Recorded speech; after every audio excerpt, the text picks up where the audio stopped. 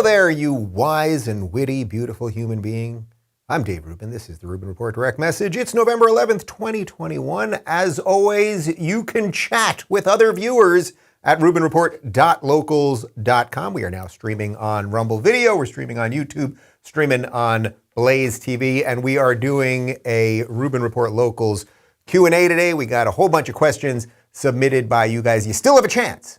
There's a chance, because I do this for about a half hour. There's still a chance to get a question in live while I'm doing this, rubinreport.locals.com. And of course, you can download the Locals app on the Apple Store, at the Apple Store, or you can check us out on Google Play if you've got an Android. And normally when I do these Q&As, we just throw to one story up top. But there were three things that happened this morning so quickly that I was like, all right, we got to touch on all of them. So first off, Ron DeSantis, who is basically saving America single-handedly, has just had it with old Joe Biden, and he just had just an awesome line yesterday that we're going to throw to. Then, speaking of Joe Biden, he referred to Satchel Paige, one of the baseball players in the old Negro League.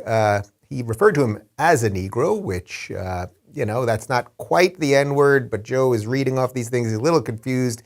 I'm fairly certain if Donald Trump had said exactly what Joe Biden said, that everybody would be demanding another impeachment, so we're going to show you that. And then this one's just breaking, this Kyle Rittenhouse trial, which is really just sort of gone off the rails here. And it's such a perfect example of how we're living in two different realities, because if you live in, I would say, a reality that's roughly close to the reality that I live in, it's fairly obvious that he's going to be acquitted. The prosecution has just done an absolutely terrible job and everything else. But if you live in the other reality, he's guilty, he's a white supremacist, America's a patriarchy, the system, no matter what happens, it's proof that the system's evil and everything else.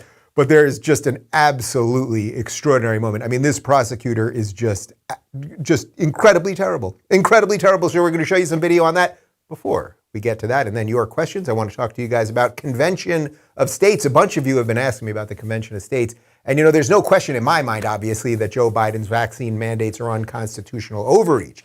If you're a regular viewer or listener to this show, you probably agree with me. The question is, what are we going to do about it? We can keep complaining. We can keep voting for, quote unquote, better federal politicians. But we've tried that. And guess what, guys? It's not working.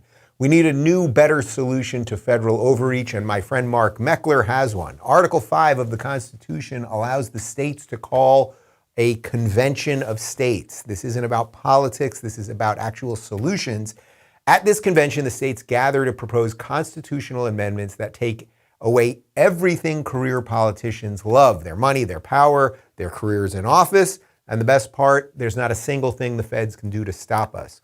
This movement is supported by names like Glenn Beck, Governor Ron DeSantis, and Mark Levin. Go to conventionofstates.com/Dave today and sign the petition to demand that your state legislators vote yes to Convention of States. I encourage you to stop complaining and do something. That's what this whole show is all about. Visit conventionofstates.com/Dave and sign the petition today. Again, that's conventionofstates.com/Dave. And now back to me. Okay, first off, Ron DeSantis has just had it with Joe Biden. And instead of just having it with him and making fun of him and let's go Brandoning him, he's actually got some solutions to figure out what to do with old Joe. Take a look. If they're going to come here, we'll provide buses and provide them. I will send them to Delaware and do that. I mean, if he's not going to support the border being secured, then he should be able to have everyone there. So we will do whatever we can in that regard, and we are absolutely going to do everything we can. Okay, it's pretty perfect. Obviously, what he's referring to there is if we're not going to defend the southern border and then all of these people are going to come through Texas, and then we know they don't just stay in Texas. Obviously, in many cases, the federal government sends them all over the nation. But once they're in the country, they can basically do whatever we want. And I thought we were in some sort of pandemic and we shouldn't have people wandering around without masks and social distancing, blah, blah, blah. Forget all that. But DeSantis is basically like, look, if Joe Biden won't do one of his very few jobs that he's supposed to do, Biden does an awful lot of stuff that he's not supposed to do, mandates, et cetera. But one of the few jobs that the federal government is supposed to do is protect the borders. If he won't do it, then we're not just going to let a gajillion people who we know nothing about. We don't know about their vaccine status. We don't know about their cultural sensitivities. We don't know about their political beliefs. We don't know if they're extremists, yada, yada, yada. Well, we're not going to let them in Florida. And you know what? If they get into Florida, we're just going to send them to Delaware. That is the type of response we need with these things. It really is. And then it's like, all right, Delaware, defend yourself from Florida, from sending buses in. It's like DeSantis is doing everything he can. That man deserves everyone's support right now. It does not matter if you agree with every political position he has. It's like he is freaking trying. And if I'm not mistaken, I saw yesterday that the Democratic Party in Florida is basically, they're not going to not run a candidate. I guess this guy, Charlie Crist, who was once the governor of, he was once the governor, if I'm not mistaken, of Florida. Pretty sure he's closeted gay guy also, but you can Google that if you want. Not that I care about him being gay, but if you're closeted, it's a problem because you could be blackmailed, blah, blah, blah. Anyway, they're basically pulling funds out because they know that DeSantis is pretty much unstoppable. So pretty good on the DeSantis front. All right, next up, this Rittenhouse trial. This prosecutor is going to go down in the history as one of the worst trial lawyers of all time. Here, just in the last hour, he was questioning a reporter on the scene about what was going on there, and listen to the way he framed this question. Your videos that you have captured of these incidents that you call riots, they're very slanted against the people who are rioting. You characterize them as Antifa, Black Lives Matter rioters, correct? Because they are rioting in the footage, yes, absolutely. You can't make this up. The videos of the riots are slanted against the rioters. And then the answer is pretty perfect there. I mean, this guy is absolutely terrible. This is the same guy who yesterday got smacked down by the judge, who basically was like, you know, this is almost at the point of throwing this whole case out because Kyle Rittenhouse obviously has a right not to incriminate himself. He did take the stand. But like, we're going to show you videos of rioting, and your videos are actually slanted against the people burning things down and attacking public property and assaulting people and everything else. One more for you, and then we'll get to the questions. Well, here's Joe Biden today. You know, I've adopted the attitude of the great Negro at the time pitcher in the Negro Leagues, went on to become a great pitcher in the pros, into the Major League Baseball after Jackie Robinson. His name was Satchel Paige. The great Negro at the time. Now, I get it. Joe Biden was just misreading the teleprompter, and he doesn't really know what he's saying, and he's old, and he's confused, and I don't think he meant that in a racially pejorative way. But just for a moment, imagine if Donald Trump said that, right?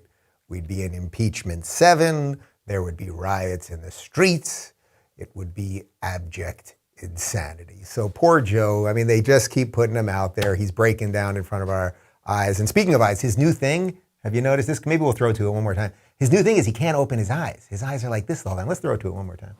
You know, I've adopted the attitude of the great Negro at the time pitcher in the Negro Leagues, went on to become a great pitcher in the pros, into the Major League Baseball after Jackie Robinson. I'm not exactly sure what's going on here. Maybe he adopted that great Negro League pitcher because he can't see exactly what he's reading because, you know, okay. All right, let's get to some questions. Amy says, what are your thoughts on the creation of the University of Austin? Is this laying the groundwork to wake up the woke universities, or is it the beginning of a big rift in our country? This is a great question. So if you haven't heard about this, a bunch of academics, really almost everybody that's involved in this has been in my studio. This is Steven Pinker, this is Ayan Hirsi Ali, this is my good buddy Pete Boghossian, this is Neil Ferguson, Barry Weiss is involved. This is a huge amount of what I would say are the somewhat sane liberals. I'm not exactly sure if they consider themselves liberals anymore. This is where the words sort of don't matter that much. I would say they're the non-woke liberals, something like that. I would say really that just makes you a conservative at this point, but let's not get too lost in that. In essence, they are starting this university. It's called the University of Austin. Joe Lonsdale is involved. Joe Lonsdale, who is one of the co-founders of Palantir, who was an investor in Locals. Like, they've got good freaking people involved in this thing. My hope is that they will actually be able to fight some of the wokeness and have a university. It's not an accredited university. I don't know that they're giving out degrees. I mean, this is just the beginning. Like, you don't have all the answers at once, right? And what do I always say? You have to build new things right now. We should be letting Harvard and Yale, let them all crumble under woke social justice and build new things. So I think basically this is a very good thing. Now, the question is, when they are saying that they're for, viewpoint diversity and everything else, as far as I know, there's no one there that's openly a Trump supporter, let's say. I think there's probably a couple people who are closeted Trump supporters. But I don't know of anyone that was openly a Trump supporter. So where are you going to draw the lines if right now you're starting this thing and you're saying that sort of if you supported that guy or you're sort of in that half of the country, you're not part of this. You're not being represented on the faculty or whatever. Heather Hying is also going to be part of this. So anyway, I'm hopeful for it. But another piece of me also thinks that like maybe we just don't need these things anymore. Maybe we really don't need universities anymore. If you're a 15, 16, 17-year-old kid right now and you're trying to figure out what you want to do with your life, and if you can learn the amount that you can learn because of videos that you find online and now that you can just connect to different people because of social media and everything else, like do you really need a 4-year university? Now I get it, there are technical professions like that you really need to know something, right? And you can go to technical schools for those things. Or if you want to be an engineer, I'm not saying that there's no value in having several years of education. I just think there's so many new ways of doing things. Do we need places with an actual campus? Of course, I get it. Also, college is a place where it's not just about what you learn sort of academically, but also you learn how to at least be some degree of an adult, a young adult going into the world. So anyway, I'm hopeful for this. It doesn't have all my hope, but it has a bunch of my hope. I think that they'll need to widen that net because they've mostly got disaffected liberals, and that's just fine. I know a little something about that, but you got to open it up to get some of those scary conservatives and maybe even beyond that. Get some anarchists in there. I don't know, like whatever it is, if you're really going to defend academic freedom, you've really got to do it. So we shall see. Antoinette says, have you been following the Rittenhouse trial? Can we agree that there is a systematic woke prejudice in all of our institutions? I don't want to be cynical, but at some point we can't ignore the elephant in the room. So yeah, I have been watching it. I haven't been sitting there all day watching, I'm seeing the clips as they come out and I'm trying to follow along as much as possible. Tucker's been doing a really nice job breaking some of it down, which is why we threw to one of his videos yesterday. We have a problem. The woke thing has infected everything. So it's like when I've been watching, some of the clips from MSNBC people, this Muppet looking guy, Chris Hayes, or Joy Reid, or the rest of them, when I watch them, or even some of the CNN people, the way they're analyzing it, it's like they're just saying over and over that Kyle Rittenhouse is a white supremacist. He's not. There's no evidence he's a white supremacist. And as I said yesterday, Joe Biden called Kyle Rittenhouse a white supremacist. Like, we've all been through this game. I think one of the things is, if you watch a show like this, and you've been watching what I do for a while, it's like you've sort of seen the way the sausage is made, right? Like, if you were with me just at the beginning of September, just 2-3 months ago, when I was campaigning with Larry Elder, and to watch the Los Angeles Times call him the blackface of white supremacy, and Biden call him without saying his name, a Trump clone, a guy who was born in South Central, son of a janitor. Like, we start seeing how the machine does things, how it lies about certain people and how it elevates other people. And that's what this trial sort of feels like to me. It's like, if you basically believe in the judicial system, if you believe that we can have an impartial jury and a true, honest, fair trial, well, it's happening in front of our eyes. And from the way I see it right now, the prosecution has done an atrocious, truly atrocious job. But you can watch plenty of media and Democrat politicians right now who are basically like, lock him up and throw away the key. They're making jokes. When he started crying yesterday, we showed you that video. I saw a bunch of people making jokes about, how much more he's going to cry when he's in the showers at the jail. So I guess gay rape jokes are okay for the tolerant and diverse set. So yeah, this divide is just there. We got to figure out how to manage it. Celeste says, in your opinion, what's the single most important message that Republicans must trumpet during 2022? I think it's simply this. Do you like America or not? Period. That's it. Do you like America? Do you like the flag? Do you like our founding? Do you like our laws? If you like those things, you're basically on the conservative side of things, and you must vote out the Marxists and the leftists. That's what happened in Virginia, right? Like, we don't want racism taught in the school.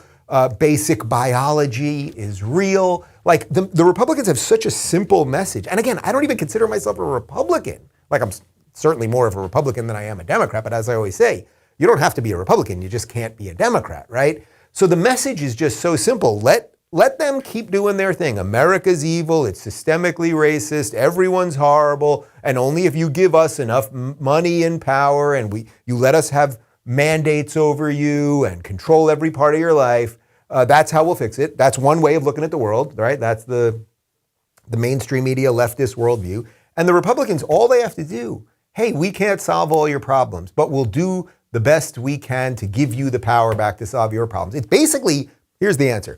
Basically, they should be mapping DeSantis.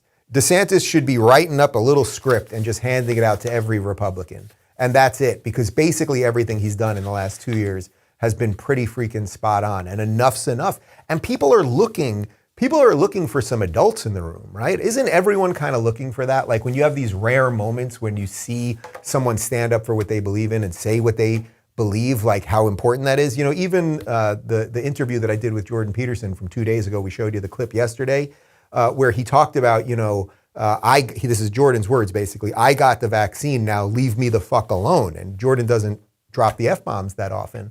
And it's like, what he was expressing there was, we did what you were supposed to do. We, meaning whoever got the vaccine, right, did what we were asked, and they have not given us any more freedom. And I think in essence, Jordan's line actually was stupid me, meaning I thought that that's what they were going to do. Now, I never felt that. I never felt that if we did what they wanted, they would let us go. It's not theirs to give in the first place, our freedom, right? So like, I never felt that, and I'm not surprised. But I mention this because Jordan just standing up and saying, okay, maybe I made a mistake, or silly me, whatever it is, but now we must fight back. We just need more people. Just stand up. Say what you think. See what happens. Kathy says, how was your time in Florida last week? We missed you. I mean, it was spectacular. It was just freaking spectacular. Did you have a good time? He had a good time. Did you have a good time? He had a good time. We had a great time. It was open. The food was great. The people were happy.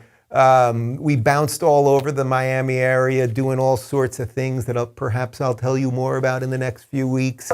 But there's a lot of good energy. You know, we moved locals down there, so we're hiring down there. My sister now lives in the area with her kids. Like there's just a lot of good stuff happening there. And as I said the other day, it's like here in LA, I don't really go out, but when I do, everyone's still wearing masks. These people, it's like Attack of the Clones. It's just clones everywhere, still wearing masks. There's no discussion anywhere in the media about, are we going to ever take masks off? Now they want them through 2023. I mean, it's really psychosis.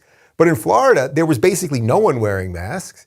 And if you wanted to wear a mask, you wore a mask. And frankly, I would look at people and be like, well, that's unfortunate for you, but it's your choice. And that's the way it should be. And the weather was great. And I didn't mind a little humidity. And my hair wasn't as flat as I thought it was going to be. It was all good. It was all good. TK says, we were thinking about a trip to Texas in November 2022, but will they have seceded by then? That's a good question. I don't think they will have seceded by then. I don't think things are quite at that point, but I do think, as I said, that there will be a furthering separation of the blue and red thing. It will just sort of continue to go. And by the way, Texas is a little closer on the fence than you might want to believe. You know, Texas has that blue center of Austin, but you know, Ted Cruz only beat Beto O'Rourke by what, like 2 points? Can we get the numbers on that? The Ted Cruz, Beto O'Rourke situation for Senate last time. So it's not like Texas is as solidly red as you might want. Florida, on the other hand, is looking good in that department. I don't think Texas will secede. By the way, I don't want states to secede. I don't want there to be a civil war or any of those things, because as I always say, they will never let us alone. If you took all the red states and people just left, and then all the blue people in the red states left, the red states would flourish, the blue states would be crumbling, but they will not stop coming for your success, because your success is what makes them angry in the first place. We got some numbers. Cruz in the last election got 50.9% of the vote. Beto got 48.3%. So really think about that. That's basically it's a 2.5 point difference. Beto is a radical, crazy, furry leftist. He's a furry, right? He wears furry costumes. Isn't that a whole thing with him? He's like a furry guy. Don't we have that? Can we get that picture? Is there a picture we can maybe throw up? What was the deal with him being a furry or something? But anyway, the point is he's an anti-gun, big government lefty. He got 48.3% of the vote last time. So, you know, that tells you it's not as safe as perhaps it should be. Why do I think Beto O'Rourke is a furry? There is something. He is some sort of a furry. What? He was a cat? He was a cat. Okay, I don't know exactly what we're talking about here, but just you've got Google. Peter says, what do you think happened to Gavin Newsom? So look, Gavin Newsom disappeared for 11 days after he got the booster shot. He came back, I suppose it was yesterday or the day before, gave a press conference, said it was because his kids wanted him to do Halloween with him and trick or treat with him, and then he canceled his trip to go to this climate conference. I don't believe any of that. Now, unfortunately, we don't have journalists. We just don't have journalists. We have people who respond to what politicians say. So, I saw at this press conference, a couple journalists asked him, like, Gavin, where were you? And he says that, and then they just report that, and that's it. There are a bunch of people who were reporting, Daily Mail reported that insiders in his circle said that he did have some sort of physical reaction to the booster shot, that he had muscle weakness and something going on with his face. I don't know if that's true, but I know that if Ron DeSantis had disappeared for 11 days, media silent, no video, et cetera, people would be going completely insane. And instead with Newsom, it's like you disappear for 11 days, no one says a word, then you give your excuse, you just wanted to hang out with your kids for Halloween, well, Halloween was 10 days ago. But that's what you said, so it must be true. I'm being told Beto was a sheep, not a cat. I don't know exactly what we're talking about. Why do the furry people love Beto? There's this group of people that wear big furry costumes. They love Beto O'Rourke. So Texas, you've got to watch out. You see what I'm saying? Anerton says, what did you think about Elon Musk challenging the UN to be transparent where the UN food funding goes? Do you think the US should be giving money to them? Look, the UN is the most deeply corrupt, sort of globalist, nonsensical, ridiculous organization that could exist. They had good intentions when the UN started, 70-ish years ago, right? Like after World War II, they were trying to get this League of Nations type thing, and everybody would sort of work together and make decisions that perhaps could, get the world community in some sort of cohesion, and we could help people and all sorts of stuff. It isn't. They spend all day focused on the wrong things. If you look at the UN's Twitter account, it's tweeting about systemic racism in the United States and Gender Day and Queer Day and blah, blah, blah. So I would defund the whole thing. Actually, at this point, the UN, they've become pretty useless, right? You don't hear from the UN in this last 2 years with the crazy worldwide pandemic. You didn't hear much from the UN. That's partially because Trump defunded so much of it. But I would just, basically, I would kick them out of New York City, and just the United States shouldn't be funding any of these organizations anymore. But for more on the UN and what it's like to work at the UN, I did interview Nikki Haley, who was the American ambassador to the United Nations. We did that right in this studio. And if you search Rubin Report Nikki Haley, it will show up. Danielle says, hey, Dave, even though Biden's poll numbers are plummeting, it's pretty clear that the Democrats do not care about the polls. They're not going to change their positions, but actually double down harder. Do you think this will expose the charade that the Democrats care about the country? Will this wake up their supporters? I took a sip for a little pause there for that. One of the things that I've seen over the last, 6 years, let's say, that I'm doing roughly this show, is that every time the left had a chance to kind of look in the mirror and say, maybe we're going a little too radical. Maybe we're shouting down too many speakers. Maybe we're, deplatforming too many people. Maybe we're attacking basic math and basic science related to gender. They just project all that stuff on the other guys, and they just keep going. I think there are fundamental reasons for that. I think it's partly facts don't care about your feelings. It's that the left is so wrapped up in their feelings that if someone feels something even more, so you take the Squad and the really radical, nutty leftists, they really feel something and they're crying and screaming about it. So then the good liberals, who don't really know what they believe. I think this is why I've come around on some of the God stuff too. They don't really know what they believe because they're all just sort of secularists on steroids. They see a bunch of people screaming and crying, so that must mean that they're good. Then you see sort of Republicans or conservatives, and they're usually more put together and thoughtful and calmer, but somehow that must mean that they're bad, like they've got power or something and they're competent, or that must have something to do with the evil systemic corruption or something like that. So for that reason, the left always gets dragged to its worst parts. It's like, where are the good Democrats? Now, I know you can point to Tulsi Gabbard. I completely agree. I love her. I adore her. I think she is a good woman. And it would be nice if she could start a sort of reset in the Democratic Party. But honestly, I don't even know if she considers herself a Democrat anymore. I'll gladly have her on again to talk about it. But there is no evidence that the moderates in the party have any chance. Now, you could take, say, Kristen Sinema, and who's the other guy? Who was the guy, that wasn't going? Joe Manchin, thank you.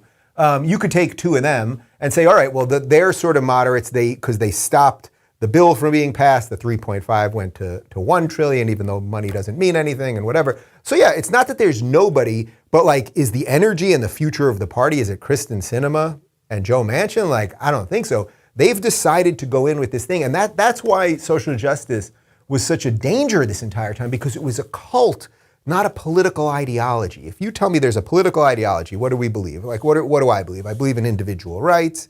I believe that the government shouldn't do that much, but I'm not an anarchist, so it should, control borders. There should be police and firefighters, things of that nature. And then we can talk about taxes. And by the way, if you're interested in any more of my specific thoughts on any of this, it's all laid out in Don't Burn This Book. I would prefer a flat tax, blah, blah, blah. Like, I have some sense of what I believe. Individual rights and your dignity as a human being to live for yourself is sort of tantamount to Western society. Leftists basically believe if they could just have enough power to do the stuff they want, that in and of itself is good enough. So they're always going to that. Those two positions, they don't really work. And that's why what's happening right now feels so crazy. Because this isn't just liberals and conservatives arguing with each other. I want higher taxes for more government programs. I want lower taxes for less government programs. Okay, there's a debate. And then we can sit in a room and go, okay, you're going to kind of win a little bit on this. You're going to win a little bit on this. We're both going to lose. Nobody's going to be totally happy. And that's what a good negotiation is. That's not what we have anymore. We have people who want to destroy the project. And then we have people who want to save the project. And that doesn't mean that every Republican is great, obviously, because they ain't. But that's where we are. So I don't sense that they're going to turn around. And really, to your point, so Biden's numbers are really going down right now. I think his approval's at like 38. Kamala's at like 28. As Jimmy Kimmel said, that's because we're all racist and sexist. But they will not stop because they believe in ideology more than truth. And to some degree, if you want the silver lining on that, the silver lining is that they're destroying an awful lot of stuff. We know prices are going up and gas and all the stuff, right? We know it's all happening. They're telling us that Thanksgiving is going to be more expensive and get less presents for Christmas and blah, blah, blah. And it's like, well, enough people are waking up to that and going, man, these guys suck. This guy's worse than Jimmy Carter.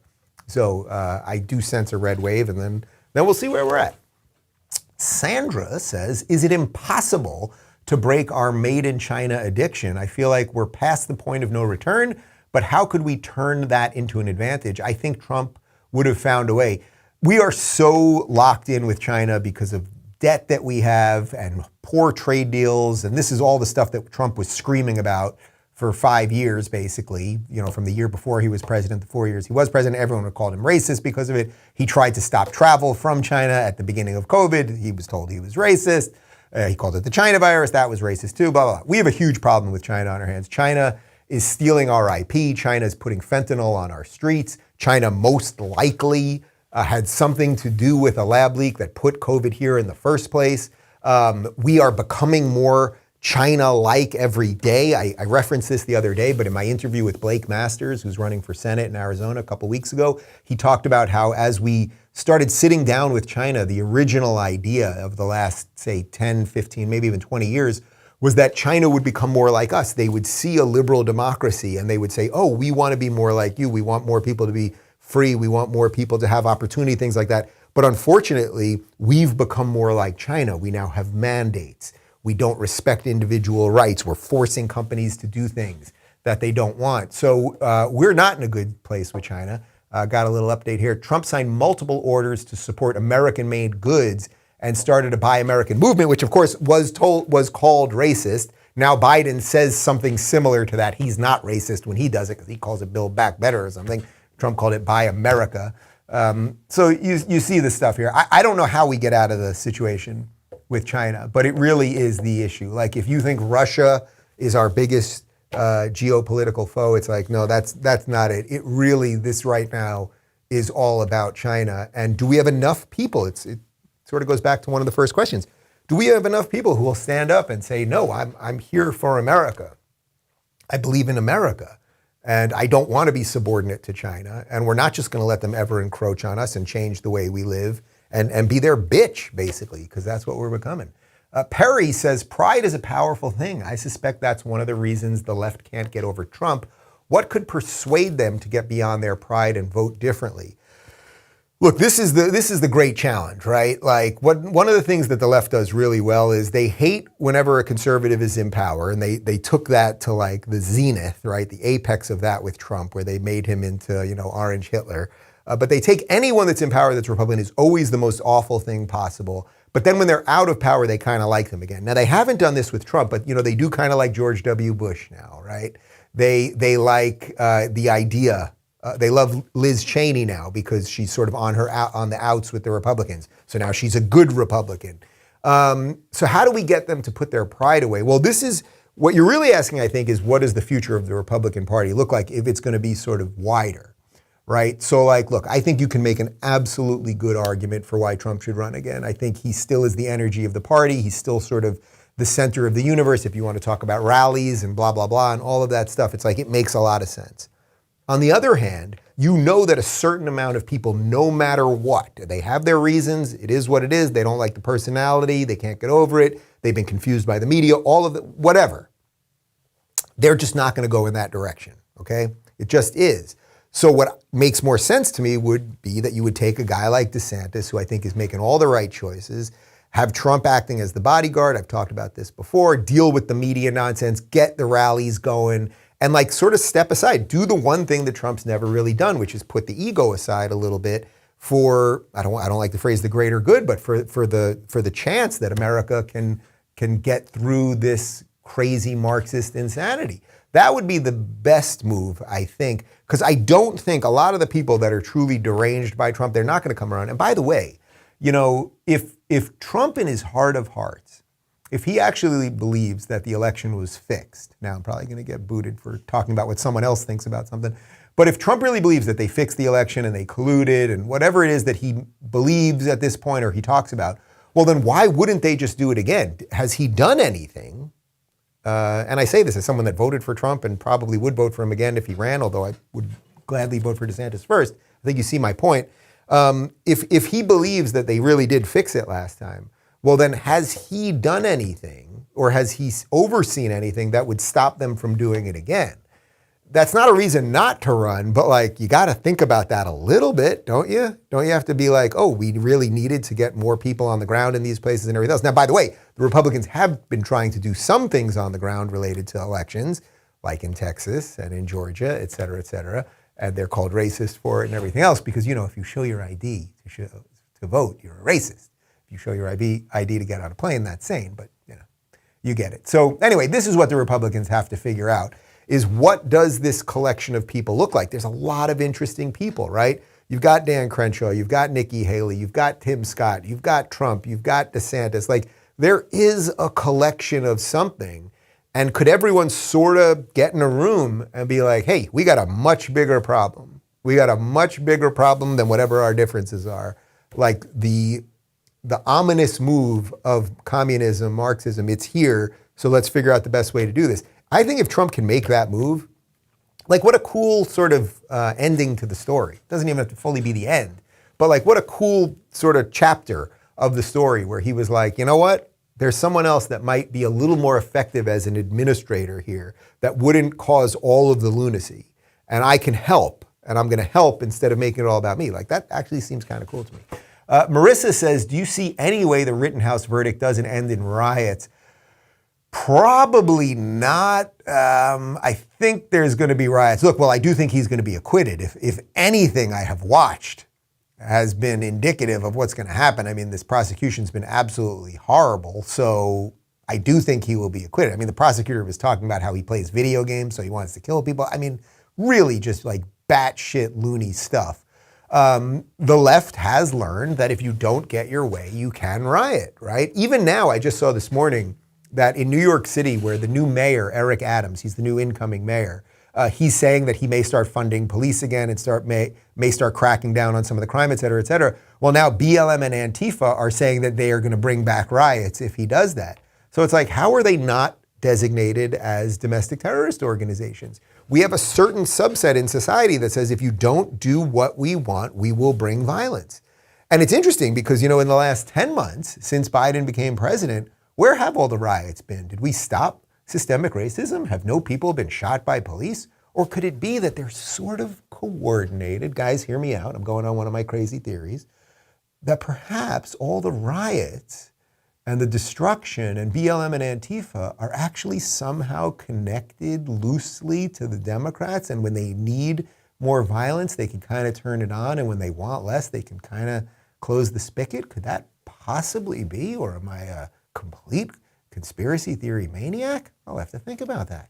Talway says, with the federal government looking at shutting down Michigan's Line 5, something Governor Gretchen Whitmer has been looking at for years, and with the Keystone Project shut down, what do you see happening as winter comes on and common people need more energy? You know, this is a little bit related to my conversation with Jordan Peterson the other day about the best way to make human flourishing, to free people, and for economic success and to get people less reliant on the system is cheap energy. Cheap energy, that is what will do it. And then we can deal with climate issues. And as Jordan talked about, he'd like to get a summit going to really debate climate issues honestly, as opposed to, oh, you have to believe in global warming the way they lay it out, and you have to believe in all of their remedies. Otherwise, you know, you're a conspiracy theorist and everything else. Look, we know gas prices are rising. We know about all the supply chain stuff. I sense it's going to be pretty bad, probably in certain parts of the country, in the more northern and eastern states as it gets colder.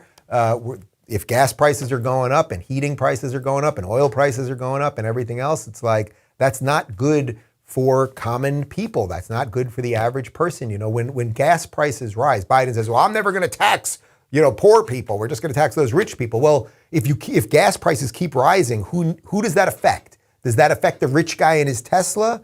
Or does it affect the poorer person who has to drive further to work or has to drive the truck, et cetera, et cetera? So I sense it's going to be a kind of rough winter. And then, of course, you know, they'll be pushing more COVID stuff and it's back and dark winter and everyone's dying and blah, blah, blah.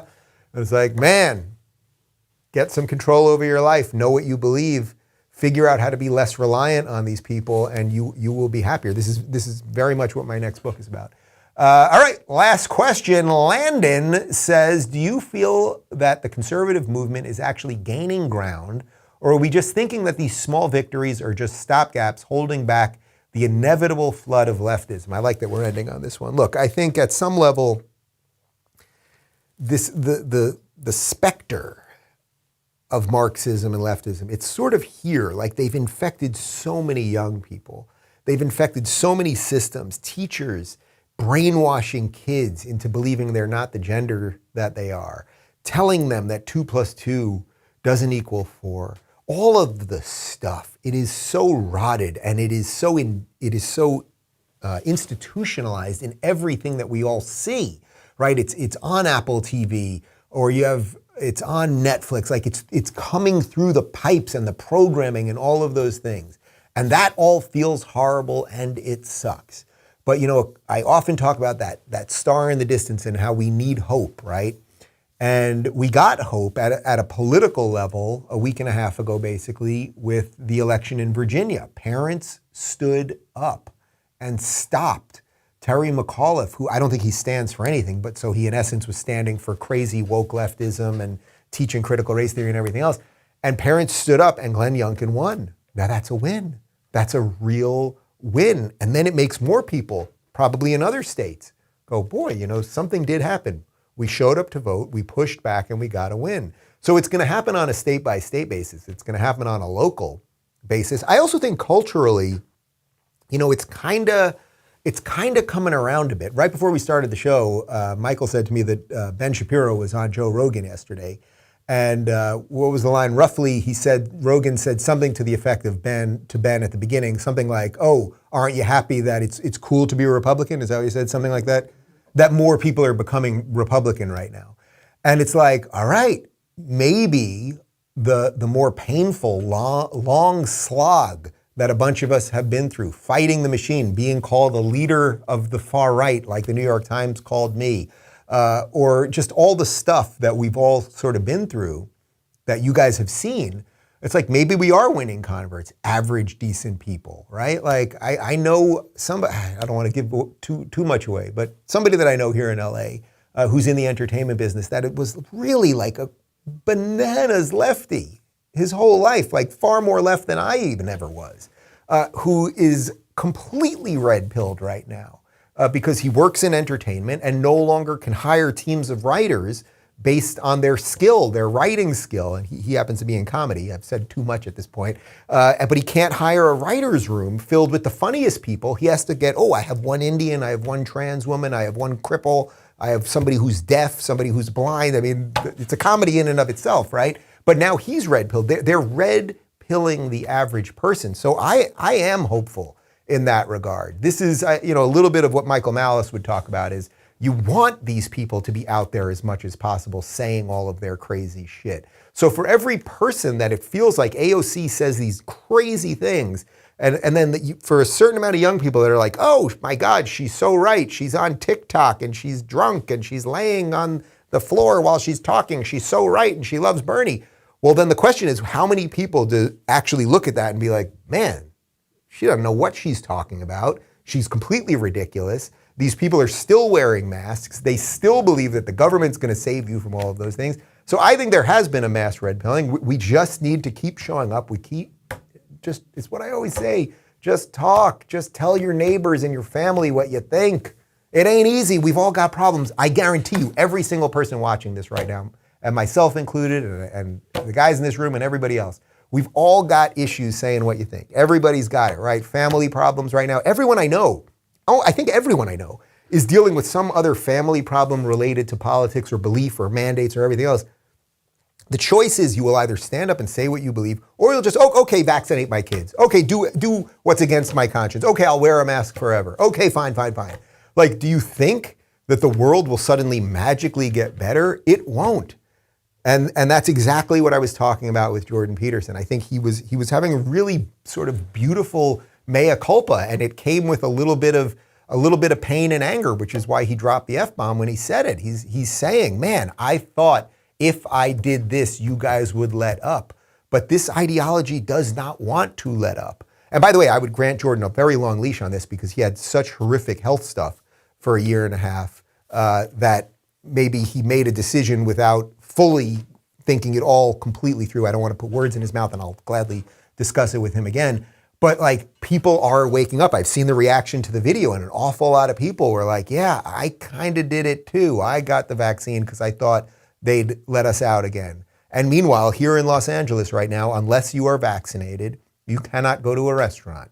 You cannot go to a bar. For now, they'll let you go to the supermarket, but like, they're not going to stop. They're not going to stop. So what did you do at the time when it was here and it was at the front door? Did you hold the door? Did you get your house in order? Or, as Douglas Murray said, did you just debate which gender pronouns they are as they're rampaging through the castle? The choice is yours. Part 2 of my interview with Jordan Peterson is up right now on the YouTube. The full is up already, ad-free at rubinreport.locals.com. And tomorrow, we are back with a Friday panel. We've got Stu Bergery from The Blaze, Lauren Chen, and Allison Williams from The Daily Wire. She's the one who was on ESPN and then did not want to go along with their vaccine mandates, so she left ESPN and she joined The Daily Wire. That's what I'm talking about, standing up for what you believe in, and you will find success on the other side. I just know it. My life is an example of it, and there's so many other examples as well. Anyway, hope you enjoyed the show today. Have a great day, and we'll see you tomorrow.